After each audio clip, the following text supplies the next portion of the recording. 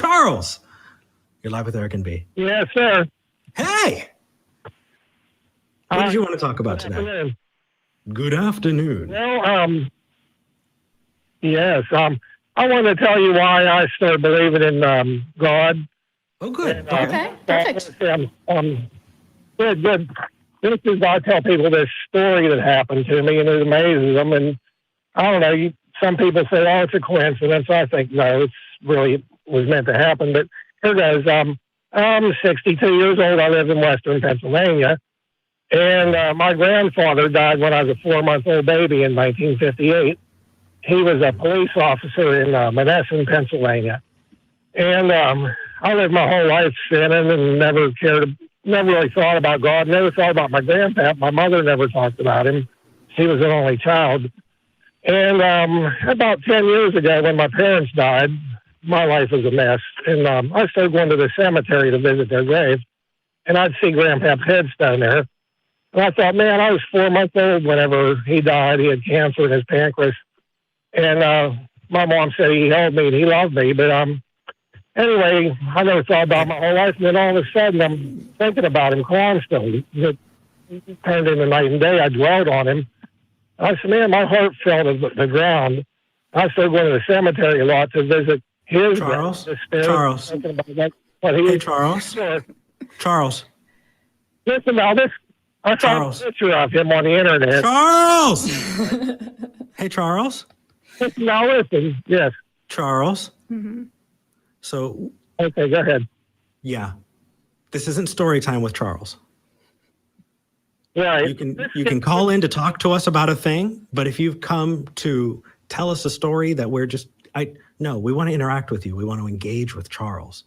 Right.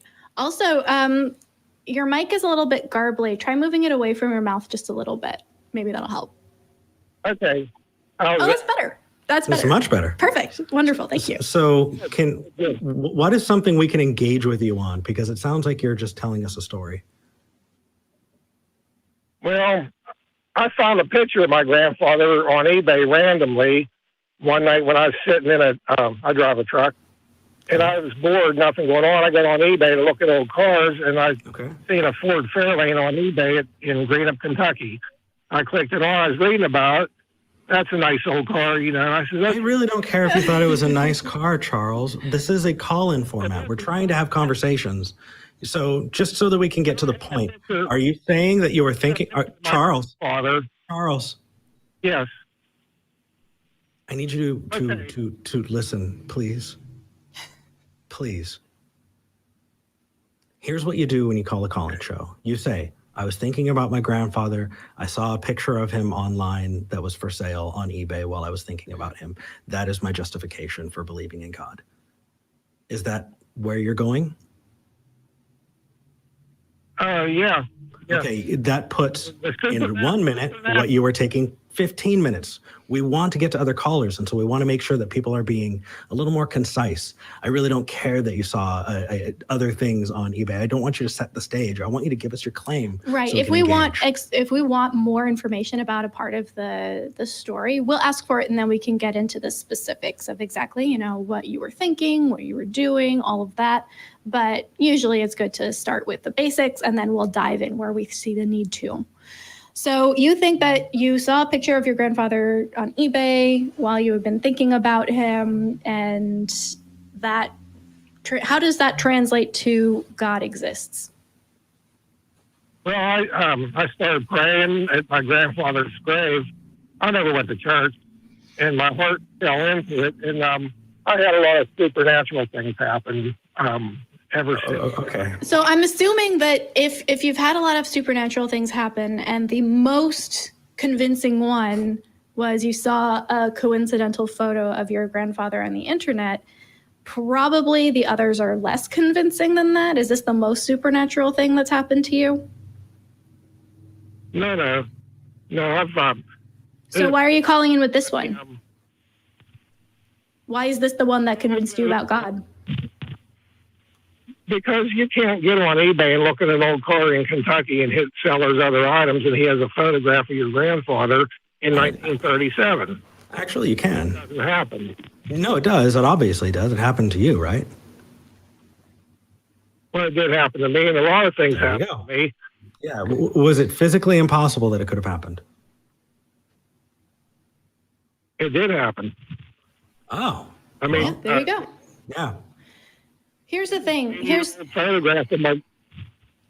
Here's the thing, Charles, and this is going to sound like a cop-out. It is, and I can only imagine how absolutely shocking and moving it was to find that. That sounds like a very intense experience. But if we knew the odds of what things happened in comparison with all the things that didn't, we would constantly be in that state, right? How likely is it that you exist outside of the millions and billions of other people who could have existed in your place if one of the people in your lineage decided to have sex with somebody other than the person they did at the same time in the same way, right? Like, the odds that you exist as a person are astronomical. And if we're going to use astronomical odds and probability as proof of miracles or divine intervention or the supernatural, that leaves us in a place where either nothing is or everything is. And so, yes, it was highly improbable that that would happen. It was astronomical odds, for sure. Happy to grant that. But if we're going to use that as a basis for deciding what is and is not a miracle or God speaking to you, we're going to need to start looking at the odds and doing those calculations for everything, because then everything becomes a miracle and then it loses its meaning. I mean, it's just what you attach to it. That's all. Right. You shuffle a deck and deal it out. What are the odds that the deck was going to be exactly that way? Astronomical. The odds are very unlikely. Mm-hmm. And then how I even knew the photograph, what it was I started asking my brother about Grandpap a lot. He's 10 years older, and he found that same picture with the Historical Society nearby. And he said, you know, they got on that motorcycle. I said, no, I don't know. He said, that's your grandfather. I said, man, I about hit the ground. And he was on a 1937 Harley-Davidson police motorcycle with a sidecar. What does that have to do with anything? Charles, please, respect the format enough to be concise a little bit. Okay, please don't get excited. But the very next day, I found a model of a 1937 Harley-Davidson police bike in the Goodwill store. Okay, Charles, go back, listen to what we said. When it comes to highly unlikely things, we responded to that. If you're just going to tell us more unlikely things, cool story, bro. Also, that's how people come up with the idea of the law of attraction, right? You become aware of a thing, that thing enters your consciousness, so you are now consciously aware of it, and then you see it places, right? I drove a white Toyota Camry 1997 model, and then I lost that car. That car, got sold, and so I was missing it, and suddenly I saw that model and make of Toyota Camry, that color, all over the road. That wasn't anyone trying to tell me anything about my car. That was me thinking about my car actively and then allowing my brain to categorize things according to what I was consciously thinking about. So who knows how many of those, that make and model of Harley Davidson, you passed before you noticed and then started seeing them, right? Your Toyota is not 80 years old, and your grandfather didn't have it. So at that point, we're just splitting hairs. Yeah, something being unlikely doesn't matter, dude. Right. It's cool, and it's a cool story, but there is no way to tie that to a god, much less a specific god. Yeah. So you don't know the whole story, but Charles, know everything. Charles, but if what you're giving as an example. If what you're giving as an example is indicative of where you're in the story, take that out, because something being unlikely has nothing to do with the truth. So please, do yourself a favor, pull that out. So here's what you're doing. Ready? Non sequitur, non sequitur, non sequitur, non sequitur. Something, you're saying things that do not logically follow from each other, right? So it is just as likely you saying these things happened, right? You began to find pictures of your grandpa and make and model of this vehicle, all of that stuff. Really what it means, Charles, is that I can read your mind, and I've been looking out for you, and I've been curating your search results so that I can make sure that you found them. Do you believe me that I did that? No, because it doesn't logically follow. There's no following from one to the other. They don't point back. That's why. Well, I can see I'm not going to convince you. There's one more if you have a couple of minutes. Nope. Bye. I want to.